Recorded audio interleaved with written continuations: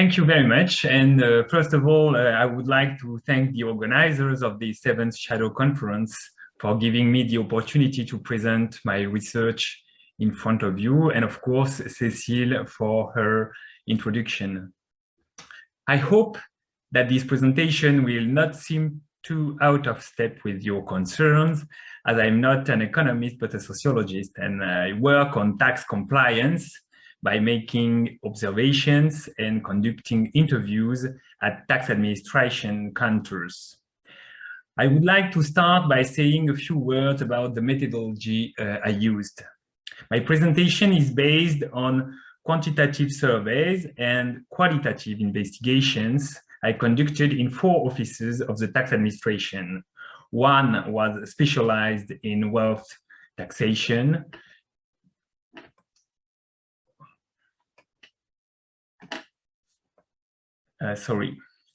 One was specialized in wealth taxation, 2 others received taxpayers from a district in the north of France and from a city in the Paris region, and the 4th was specialized in receiving taxpayers living abroad.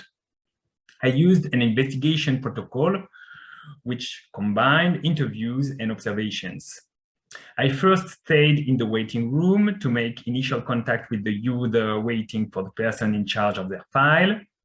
I introduced myself as a researcher and initiated conversation in which I attempted to find out what the taxpayer thought about the French tax system and how they deal with it. And I would first address the reasons that led them to come to the offices, and then collect a few elements to identify their socio-demographic profile, profession, age, place of residence. And if these elements seem interesting for the continuation of the investigation, I asked them if I could go with them to the tax officer's office, which they generally accepted. Out of about the 60 interviews I carried out, I counted 2 refusals, one from a tax inspector who did not wish the presence of a third party, and the other from a taxpayer, a cab driver, who had no fortune to hide, but feared that my presence would prevent the resolution of this dispute. My presence in the office allowed to me to observe and note the exchanges, interactions, and even conflicts between the taxpayers and public officers. I then left the reception desk with the taxpayer so that we could talk about the interaction we just had. And when a certain complicity had been established, I would ask them an in-depth interview in a coffee shop, at their workplace, or at their home. In this presentation, I won't give a precise and detailed account of all the observations and interviews I was able to collect.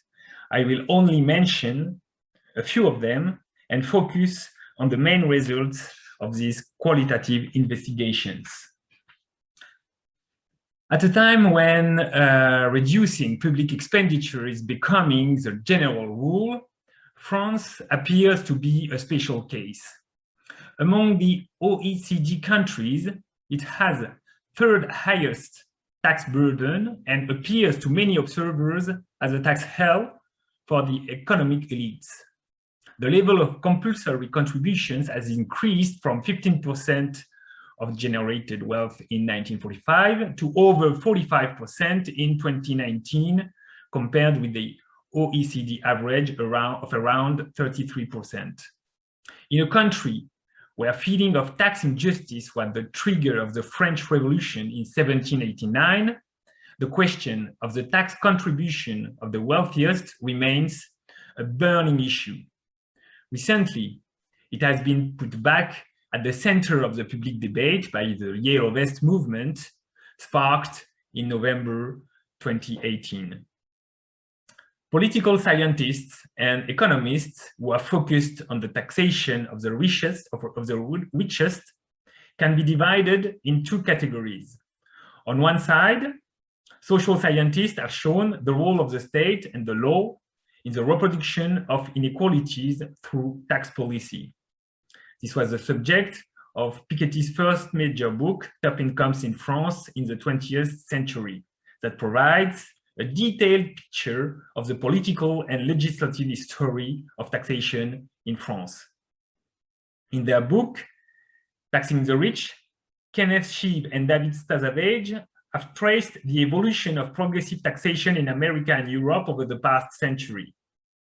In 2019, Katharina Pistor has shown in her book, The Code of Capital, the symbiosis that exists between capital and the state, underlying the role played by the law and its ability to assign legal attributes to assets over time. On the other side, sociologists like Brooke Harrington, in her book Capital Without Borders, have focused their attention on the role of professionals, such as lawyers, in making elite tax avoidance possible. But there are few sociological researchers on the interactions between the wealthiest taxpayers and auditors who implement the tax law.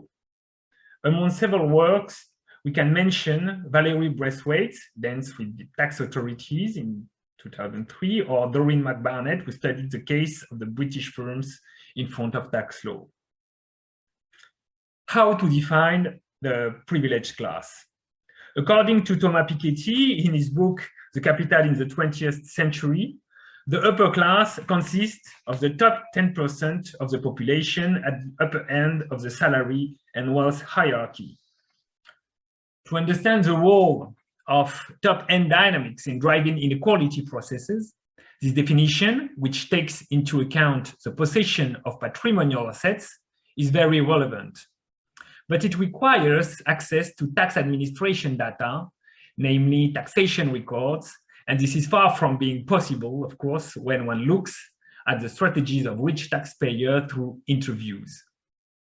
When we work with a qualitative methodology, it is very difficult to know how much the taxpayers we meet earn, and even more difficult to know what their wealth is. From a sociological point of view, the privileged class can be defined as people who combine economic, cultural, and social capital. There are senior managers from the public and private sectors, business leaders, members of the liberal professions, and large-scale farmers. This approach aims to analyze class relations through various forms of capital, that is to say, economic, symbolic, and cultural capital, following Mike Savage's perspective. Some of these taxpayers are not at the top of the social space, but many of them seek to tame their fiscal constraints. This definition, of course, is broader than the one usually used for the term elites, but it allows us not to restrict the analysis of wealthy taxpayers to their level of income and wealth, and to reason in terms of occupation. During an interview, it is always easier to ask a taxpayer his or her profession rather than the exact amount of his or her wealth. The French case is particularly interesting for studying the strategy of the privileged class. If one looks at the legal framework, France is one of the few countries to combine a wealth tax, which became a real estate wealth tax in 2017, an inheritance tax, and an income tax rate of up to 45%. If we focus on this legal framework, France is a tax hell for the privileged class. But the reality is sometimes far from the theory. Wealth tax has for a long time been one of the key features of the French tax system. Theoretically, it was targeting the very rich, but some very large French fortunes managed to be exempted from it. The wealth tax was characterized by falling much more heavily on millionaires than billionaires due to its very incomplete coverage of wealth with exemptions for business assets, works of art, and forests. More generally, I would like to point out that the particularity of the French tax system is that it has very restrictive principles, but it leaves a lot of possibilities to legally circumvent this principle, especially for the best helped and most provident taxpayers. My presentation aims to analyze the strategies of privileged class taxpayers without limiting the analysis to the strict legal framework. That's why we cannot be satisfied with a strictly legal picture. In order to understand how the privileged class deals with French tax system, we need to look at the conditions of implementation of the tax law and take seriously all the strategies that these taxpayers are able to deploy. This relational approach differs from academic works which focus on tax compliance without considering the resources available to the taxpayers and their strategy to influence the implementation process of the law. Those at the top of the social order believe that the tax regulations are necessary to the proper functioning of society, but that they must be able to disregard these because of the specific constraints that weigh on them. Regarding taxation, the strategies used by wealthy taxpayers vary widely and are more or less in line with the law. To account for this, I will use and adapt Hirschman's model of exit, voice, and loyalty. In the first part of my presentation, I will focus on how taxpayers from the privileged class use their access to international mobility to reduce the amount of tax they pay to the state. This exit can either be fraudulent or legal by relocating the assets to a country with more advantageous taxation. A second possible strategy is to politicize the tax issue by openly and collectively demanding lower taxation for the wealthy. This is the voice strategy. The challenge then is to convince journalists, opinion leaders, and governments that preserving the interests of the well-off is a matter of public interest. The third strategy is loyalty in Hirschman's book, but I would prefer to call it bargaining.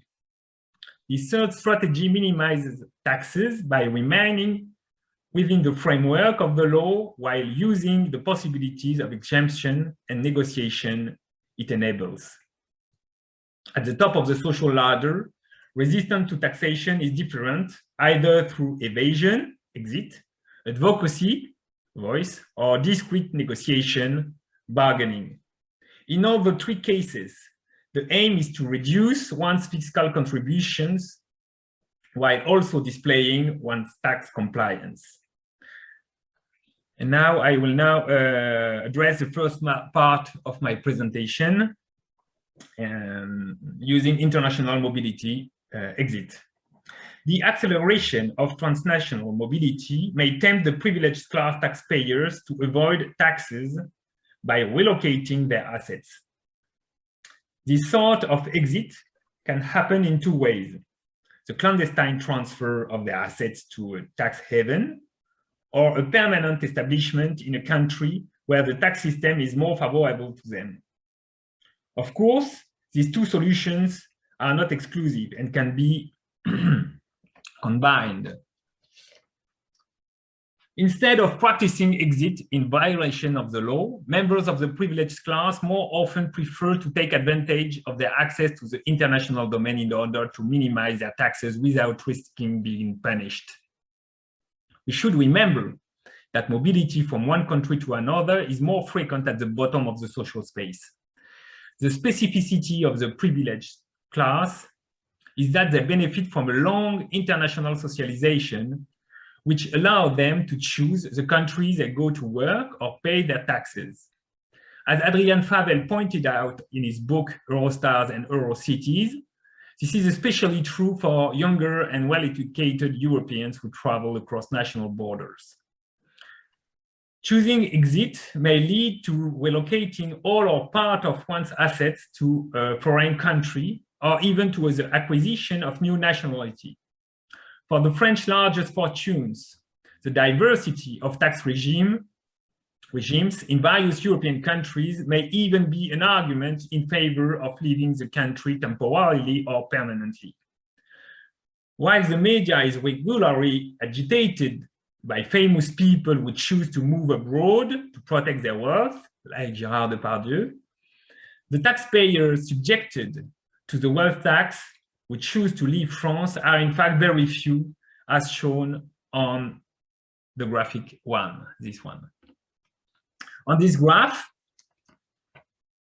we can clearly see a decrease here in the number of exits in 2011, and then the curve goes up in 2012 after the socialists won the presidential elections.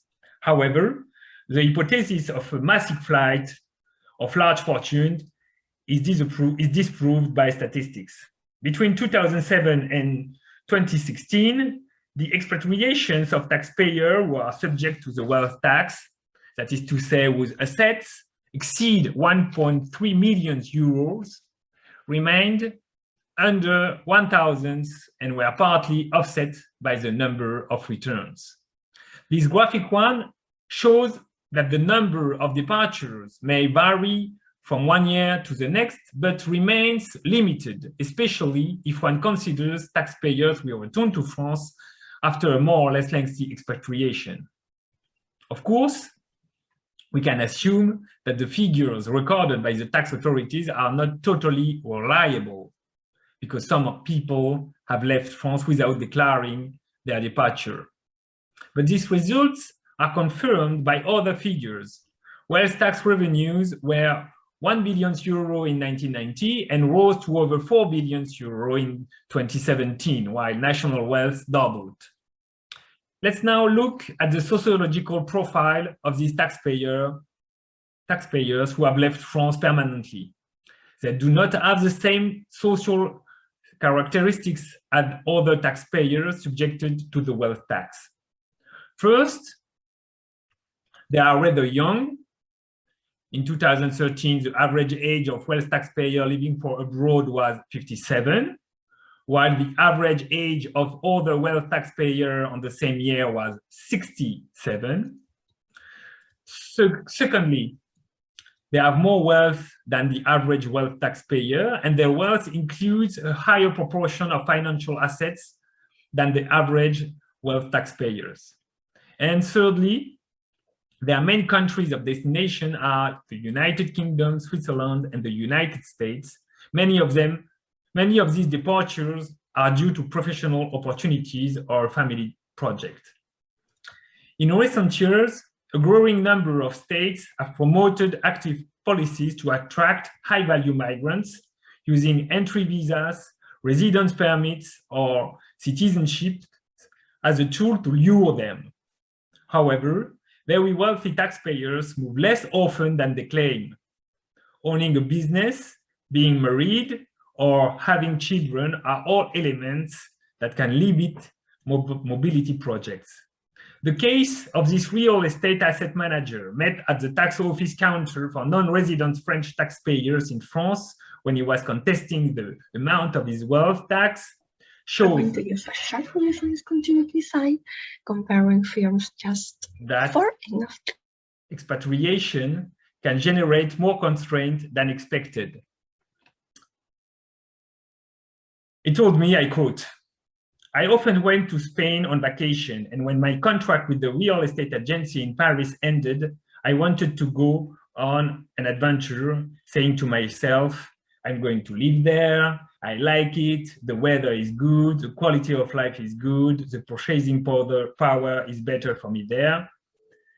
Then I realized the difficulties on the spot, especially with the problem of double taxation between the two countries." End of quotation.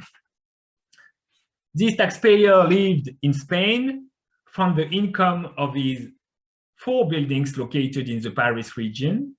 And in Spain, he had to declare what he earned in France through property income and then pay his taxes by deducting certain amounts of taxes already paid in France. I quote, "2 years later, I left Spain at the age of 48. I met a woman from Holland, and this convinced me to resettle in France in order to be not too far from her. You have to know how to combine your heart, your reason, and your wallet. End of quotation. The qualitative material collected through interviews make visible a reality that is not visible in theoretical or statistical models. Choosing to leave one's country is not limited to a calculation based on the financial cost and benefits or to a reasoned comparison of the advantages and disadvantages of the two tax systems. Such a decision involves practical consequences, administrative complications, and emotional implications, such as meeting a new partner. Unlike other European countries, such as the UK, France has a nation-based elite. The privileged class in France is characterized by the preponderance of businessmen who studied in the French Grandes Écoles and have a strong link with the French state.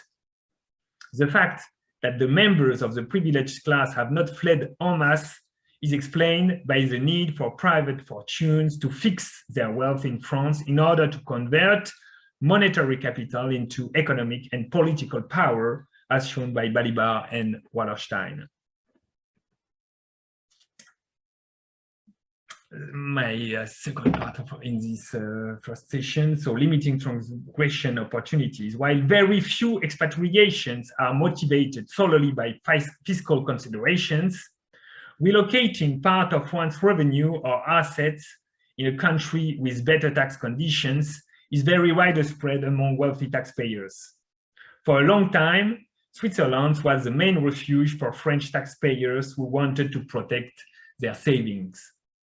However, in the space of a few years, some forms of infraction became more closely controlled. In 2010, the United States introduced the FATCA system, which forced Switzerland to waive banking secrecy. With France, the data transmission obligation was scheduled to be implemented in September 2018. In the same time, European directives were adopted to tackle tax evasion.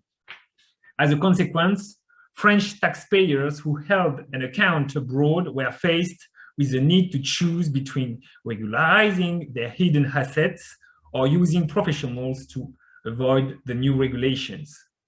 In France, the unit set up for this purpose regularized 55,000 requests, which cover almost 35 billion euro in hidden assets. In 2018, the renegotiation of the bilateral treaty between France and Switzerland severely limited the possibilities of tax evasion. The number of legal and financial specialists had then increased considerably. The profession of wealth management advisor, which was still embryonic in France in the 1990s, had then developed considerably. Wealth management advisors are now more than 5.5% of employees in the French bank sector. These optimization professionals have two main functions. They reduce tax contributions as much as possible, and they guide clients toward the best enhancement of their capital. These optimization professionals enable their clients to adapt to changes in banking practices and to protect themselves against the risks of file sharing. Breaking the rules while maintaining the appearance of compliance involves a complex circuits and arrangements that require specific skills. These professionals do not only work around the constraints of the system, they also artificially manufacture complexity to better undervalue their clients' wealth. Since the 2008 crisis, transparency measures have greatly reduced the gray zone between fraud and tax evasion for the taxpayers who have chosen the exit option as a way to avoid taxation. At the same time, the most well-off who demand more legal facilities have been more vocal. It can be assumed that the restriction of exit option has led taxpayers from the privileged class to opt for raising their voice. And I now come to my second part. This part about voice, anti-mobilization, strategy of voice. Privileged class taxpayers may choose the strategy of voice or speaking out publicly to mitigate the effects of tax measures that threaten their interests. They can shape demands so that they can be understood and supported by as many people as possible. In the United States, mobilizations against tax affecting the wealthiest taxpayers have marked the history of the country, as Isaac Martin has shown in his book, Rich People's Movements. These mobilizations are rarer in France, where the demands of the privileged class remained rather discreet. Experts and political elites who represent their interests are used to appealing directly to members of the parliament through commissions or informal meetings to request changes in the tax law. They know what they can get more benefits and exemptions this way rather than demonstrating loudly in the street. However, more recently, the taxpayers of the privileged class have adopted new forms of mobilization, much more public and visible than in the past. I would like to illustrate this with two recent examples. The first one, the challenging the wealth tax. In France, the wealth tax was abolished in 1986 and reinstated 2 years later when the Socialist Party got power again. Then, it became politically risky to eliminate this tax again. However, in France, as in other countries, the vast majority of the privileged class prefer to appear to be ordinary taxpayers and reject any narrative that presents them wealthy or even rich. This claim to normality, coupled with the threat that large fortunes would seek a tax haven abroad, has served to justify the abolition of the wealth tax in several European countries. Austria in 1994, Denmark and Germany in 1997, the Netherlands in 2001, Finland in 2006, Sweden in 2007, and Greece in 2009. In France, the abolition of the wealth tax was not possible for political reasons. Still, those who championed policies that favor the rich prefer individual exemption, so as not to openly challenge the principle of a levy paid by the wealthiest. The challenge was then to convince the public opinion to support a tax shield based on the idea that there was a maximum level of taxation beyond which the state must reimburse taxpayers who were overtaxed in the name of social justice. To convince voters that this measure would benefit the ordinary taxpayers, supporters of the tax shield used the singular situation of the farmers who live on the island of Ré, or Île de Ré in French. The issue was to use this singular case to demonstrate the unfairness of the wealth tax. To understand this rhetorical strategy, it is necessary to come back on the story of Île de Ré farmers. Between 1990 and 2010, land prices on the Île de Ré increased 80-fold. This sharp increase in land prices found many farmers owning several millions of euros in assets while they continued to have very low incomes.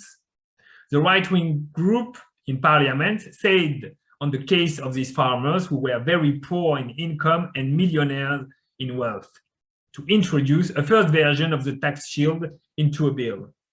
The maximum tax limit was first fixed at 60% of income and then lowered to 50%. As in the case of inheritance tax in the USA, analyzed by Michael Graetz and Jan Shapiro, supporters of the tax shield managed to enforce the idea that it could benefit a much larger segment of the population than the wealthiest 3%. In both cases, The key argument presents wealth as a result of hard work and not as the transfer of accumulated resources. The massive support of the French public opinion for the tax shield and for lowered inheritance taxes is a reminder that, as Larry Bartels pointed out, voters' value can contradict the public policies they support. Indeed, many French people sincerely believed that this measure would benefit modest taxpayers, like if-they-were farmers. In fact, the very full number of those who actually enjoyed from it very quickly revealed its unfairness. In 2009, newspapers published the first result of the tax shield. Out of the 19,000 beneficiaries, the 1,000 richest received an average refund of more than 360,000 euros. This case is interesting because it shows how people who promote a more lenient taxation of the wealthiest can successfully change the terms of the tax injustice debate. The image of the poor farmer on the Ile de Ré as a victim of the wealth tax was a strong symbol that gave full legitimacy to the idea of a tax cap. In such a technical field of taxation, narratives can play a major role in gaining the support of the masses. The political elites representing the privileged class were thus able to defend their cause publicly, using the story of poor farmers to gain the support of a large part of public opinion. And then I will take a second example of mobilization. 4 years later, in 2012, the socialist government that had just come to power sought to align taxation on capital with taxation on labor. In a context of corporate tax cuts in several European states, this project triggered the mobilization of several company owners. The movement began with a press article written by the head of an investment fund. Presenting himself as a pigeon plucked by the state, he condemned the tax increase in capital gains on the sale of companies as an injustice. Here, the term of pigeon is used to name oneself as a dupe taxpayer who has been abused by the French state. Their complaint resonated among many startup owners who launched an online campaign on Twitter and Facebook, far from the usual means of expressions of employers' organizations. Within a few days, thousands of people had shared the text, which became the Pigeon Manifesto. This mobilization of the pigeons was widely reported by the press. After a few days, a delegation was received by the finance minister, who immediately showed understanding and was ready to make adjustments.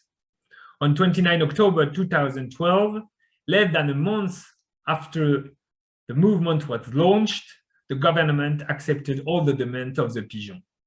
French parliament did not even have the chance to express an opinion. This mobilization in a sector seen as promising was used as a wake-up call by supporters of a business-friendly tax regime. The overwhelming success of this movement was again made possible by a narrative that portrayed startups as victims of the ideology of the socialist government.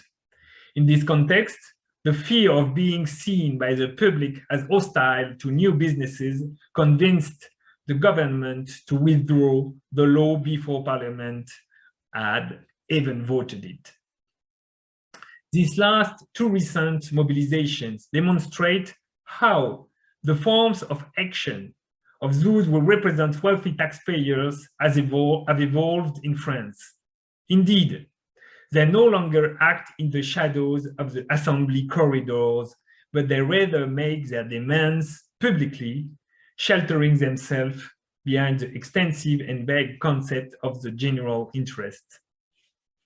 By claiming to act in favor of the public good, the representatives of the privileged class have succeeded in making the tax question a political issue and in convincing well beyond their usual circle. As in Hirschman's paradigm, the reasons for speaking out increase as the opportunities for defection diminish.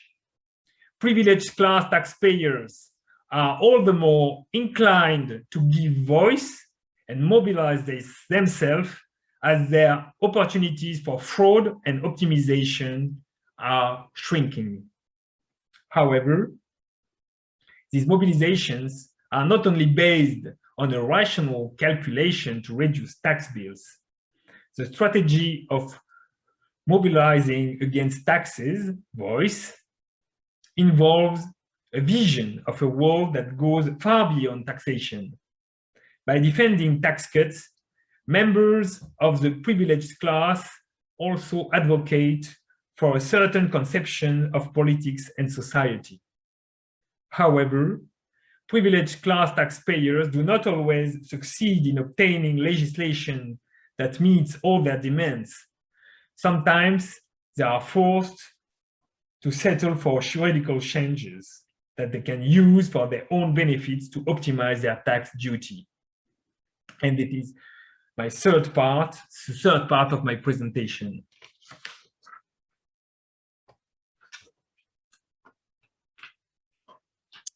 The taming of tax also involves more individualized strategies that consist in using the interpretation margins offered by the law.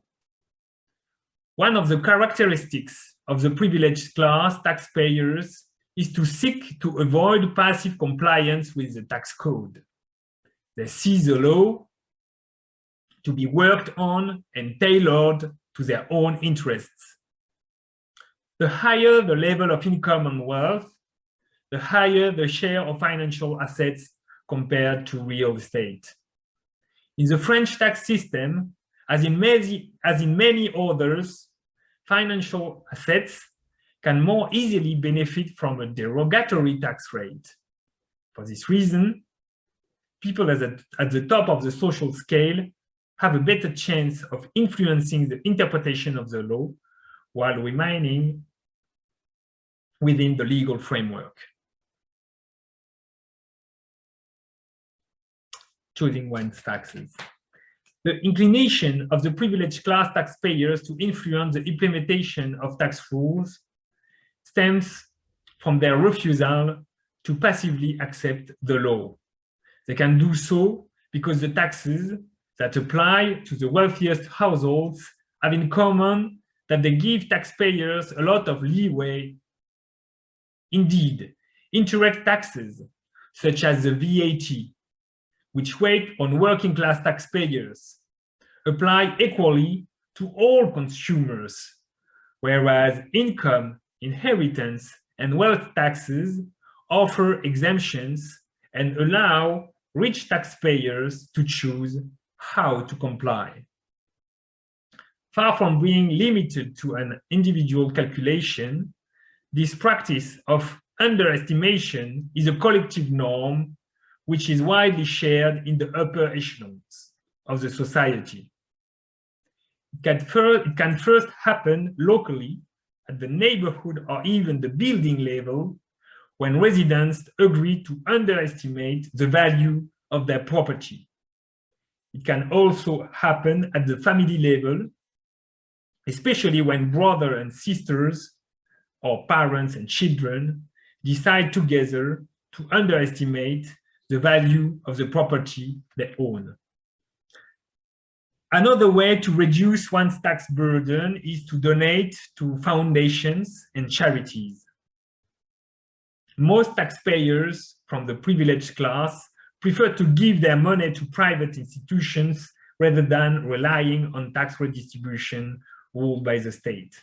By choosing who they give to, they feel they retain some freedom in the use of their money. In France, philanthropy has never been as widespread as in the USA, but since the late 1980s, several laws have been passed to allow foundations to expand their activities to finance social and educational policies. At the same time, donations were becoming more tax efficient. This support for private solidarity matches the willingness of the wealthy to convert a tax constraint into a generous gift. Their inclination to replace taxes with voluntary contribution is also based on the conviction that the state mismanages the money it collects and that they know better how to spend it. Real estate investment schemes are another way for high-income people to choose how to spend their tax duty. Those who are most aware of financial issues use these schemes to optimize their investment decision, not only by reducing their taxes, but also by focusing on profitability. These security specialists whom I met while negotiating for his tax application told me his strategy in this term.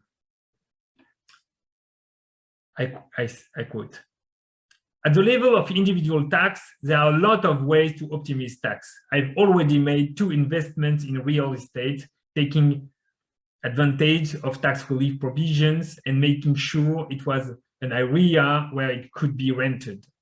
I took advice from my banker and a friend who is an asset manager. It's an investment after all. You can't take this decision lightly. I've never been caught out as far as tax relief is concerned." End of quotation.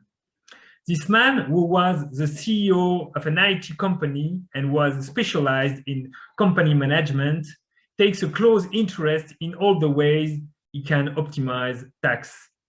The way in which he used tax relief schemes are very different from those of the middle-class taxpayers. Those latter are often attracted by the idea of lowering their taxes, but they rely on the advice of commercial agents working for real estate companies. This is not the case for this manager who chooses these mechanisms as levers for investments. Wealthy taxpayers are more inclined to choose how their taxes will be used, but when it comes to the taxation of the couple, this power to choose is more likely to be held by men. And it's my second part, the propensity, men at work. Because most of my interviews are interviews of men.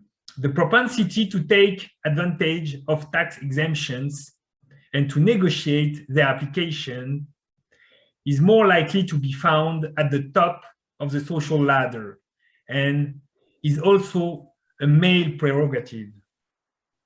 Indeed, in France, taxation is still marital in nature. Each married couple files a single tax return. An important finding from a statistical survey conducted in 2017 is that tax return completion at the couple level depends on social class, as you can see on this table.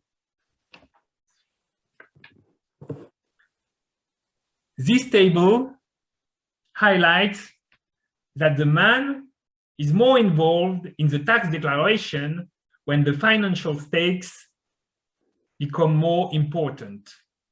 In working class couples, where tax matters do not hold significant financial stakes, women are more likely to take the responsibility for tax returns in 50% of the cases here. At the bottom of the social scale, men file the tax return in 37% of the cases, whereas in privileged class couples, these proportions rises to 64% here. Within the privileged class, the monopoly of men in the management of tax matters is also evident in the area of property assets. Most of the time, the wife goes with her husband to the notary or the asset manager for the first appointment to be associated with the decisions. However, as the number of consultations increases, the presence of wives becomes more infrequent and the male predominance in the management of the couple's property eventually prevails. This can result in gender inequalities. Céline Bessière and Sybille Golac have shown that within families, economic settlements are often made at the detriment of women. Even if in law, women own the property equally, in practice, they are very often disadvantaged in the distribution of property and wealth. It is partly because of this division of labor in the domestic management of the household's economic affairs. For example, men are more likely to inherit real estate, whereas women tend to receive an equal amount of money. As we have seen, undervaluing real estate is common, and it's difficult for the administration to detect it. As a result, husbands and brothers can more easily minimize the value of what they have acquired, while wives and sisters have much less leeway because their financial assets are recorded in bank accounts and are therefore more easily controlled by the tax administration. At the top of the social ladder, the power to file the tax return is a male privilege. The higher the financial stakes, the more male it is. The same is true for the power to negotiate with administration. The larger the income and wealth, the more it becomes a tribute to men. And I come to my last part, maintaining control over family inheritance. The art of bargaining the tax rule is also played out at the family level when it comes to the transmission of the economic capital to children. The need to minimize taxes requires the involvement of professionals able to find the most advantageous solutions. This is why the tendency to delegate the management of the economic assets to a professional wealth manager increases as the assets become more substantial. At the family level, the domestication of taxes is not only an issue vis-à-vis the tax authorities, it is prepared behind closed doors in law firms, family offices, and notaries' offices. Each donation is not only a means of transferring part of the assets in advance, but it is also an opportunity to teach children how to protect their assets from taxation. In the secrecy of family meetings, arrangements are thus made to minimize taxation. In these negotiations, it is most often against the interest of the state that family compromises are made. Although family members may disagree with each other, they always end up agreeing to leave the least possible to the tax authorities. This form of arrangement can also be conducive to gender inequality, as illustrated by the case of this manager of his own building company. I quote, "It's a business that has done well and is still running well. I decided to transfer ownership because I got a cancer. We had a family reunion and we decided the business would go to my son, who have been working with me for 8 years, and the property to my daughter. First, we valued the business at a really low sum, well below the price I could have got for it from another company, so that my son can take it over with no problems. I have used a legal structure, which means that instead of taking out a bank loan, you spread the payment over several years." End of quotation. This description shows the importance of planning ahead the family succession to minimize taxes. The first step was to pass on the business by way of sale, not a gift, in order to minimize estate taxes. The company was then valued at a very low price that the tax authorities could not question in the absence of another buyer. Then, The sale for the son was spread over several years with a very advantageous interest rate. This way of blurring the boundaries between professional and private assets confirms the gender distribution of assets. The son inherits the business and the daughter the family house. The challenge here is to bring several tax rules into play and to choose the most advantageous one. In France, for the wealthy, inter vivos gifts are the simplest and most effective way to reduce estate taxes. At the time of death, the funds transmitted through a life insurance policy are exempt from inheritance tax. Here again, it supposes organizing part of one's estate in advance. This type of estate planning can sometimes make it possible to avoid inheritance tax altogether. For the privileged social class, tax law is not only a constraint, it is also an opportunity in a global wealth management strategy. The issue is not only to minimize taxes, but also to give legitimacy to the wealth accumulated. And now to conclude, in Hirschman's model, exit, voice, and loyalty are options that are difficult to reconcile. On the one hand, exit appears to be an obstacle to voice. And on the other hand, loyalty is difficult to reconcile with exit. In the tax field, taxpayers from the privileged class adopt strategies that are not mutually exclusive and can be combined over time. For wealthy taxpayers, the interweaving of the private and professional spheres offers significant leeway to tame taxes. By playing on the boundaries between the two, they can modify the composition of their income and assets to follow the opportunities offered by tax law. The ability of pursuing part of one's professional or family life abroad is another way of playing with the borderline between taxable amounts and money that escapes taxation. All these strategies aimed at taming taxes do not prevent these taxpayers from presenting themselves as good citizens capable of making their voice heard to demand a reduction in the taxation of those with the most wealth. Taxpayers who accumulated wealth have this capacity to hold a discourse that values taxation as a pillar of the social order and to develop practices to reduce their own tax duty. They see taxes as an instrument of social cohesion, but are always tempted to minimize its cost in their favor.